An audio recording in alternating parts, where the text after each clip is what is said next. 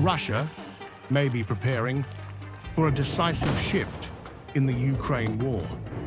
After an alleged drone attack on the residence of President Vladimir Putin, pro-Kremlin voices are arguing that Moscow's last self-imposed restraints are gone, and that the conflict is entering a phase where decision-makers themselves are in the crosshairs.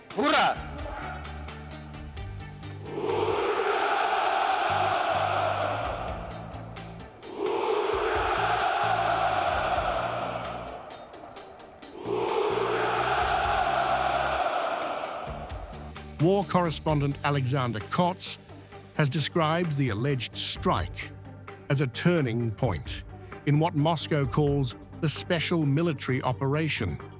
He argues Russia deliberately held back for years, limiting its response despite attacks on bridges, senior officers, and strategic facilities inside Russian territory. Now, Kotz says, Moscow should stop holding back. He is openly calling for a response that targets leadership rather than infrastructure, arguing that only decisive, personal blows can force a fundamental shift in the war. The figures now being named are not symbolic targets. They sit at the very core of Ukraine's war machine. Kirill Budanov, head of Ukraine's military intelligence, is widely seen as the architect of Kiev's covert war, linked by Moscow to deep strikes inside Russia, sabotage operations, and high-risk intelligence missions. Vasyl Malyuk, who leads the security service of Ukraine, oversees counterintelligence, internal security, and some of Ukraine's most sensitive special operations. And Alexander Syrsky, as Commander-in-Chief, is the top battlefield decision-maker, responsible for troop deployments, defensive lines, and the conduct of Ukraine's war across the front. Together, they represent intelligence, internal security, and military command, the three pillars holding Ukraine's war effort together. That argument, targeting leadership rather than territory, is now echoing inside Russia's parliament. Lawmakers say the alleged attack on the president's residence crosses a red line and demands a complete rethink of how the war is legally and militarily defined.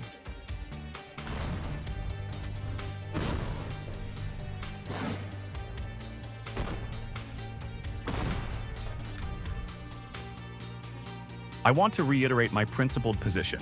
The special military operation should be given the status of a counter-terrorism operation. This implies the elimination of terrorist leaders. There's nothing to talk to them about. Otherwise, it is impossible to achieve the goals of the special military operation and to establish a lasting peace in Ukraine. Calls for escalation intensified as senior lawmakers framed the alleged drone strike as an act of terrorism requiring uncompromising retaliation. Not statements, not warnings, but direct action. The terrorist attack on the state residence of our president, in my opinion, requires absolutely adequate response measures. We need to make it clear to the criminal Kiev regime that it must answer for its crimes. I think we need to completely destroy all official and unofficial locations of the President of Ukraine and his entire criminal entourage. The alleged attack is being portrayed not as a battlefield episode, but as a strike at Russia's very existence. A moment lawmakers say erases any remaining red lines. They tried to strike at our heart, and there can be no forgiveness for this. We said this was a special military operation, that they were brothers, that we are one people. But after what they have done, there can be no forgiveness. So let them get out and run. The language hardened further as lawmakers argued that Ukraine's president has forfeited all legitimacy and must no longer be treated as a lawful political actor. The attack on the residence of the President of the Russian Federation is not just a crime against Russia as an act of terrorism. It is a crime against peace and the security of mankind. Zelensky, by the order he gave, put himself beyond all norms of international law and outside the perimeter of those entities with which it is possible to conduct any dialogue. Russia's Communist Party leader echoed the same logic, insisting history itself proves negotiations are futile once terrorism is declared. When it comes to an attack on the residence of the head of state, the Supreme Commander-in-Chief, there's no need to tempt fate. Our well-being depends on the system of governance in the country. The most important thing everyone should remember is this: no one has ever negotiated with terrorists in history. Several lawmakers directly linked the alleged attack to diplomacy, accusing Kyiv of deliberately trying to derail Russia-US negotiations out of fear of a settlement. The puppet regime in Kyiv starts pulling stunts when a stable negotiation structure is emerging. No emotions and no madness from the Zelensky regime and its few supporters in Western Europe will hinder the progress of negotiations between Russia and the United States.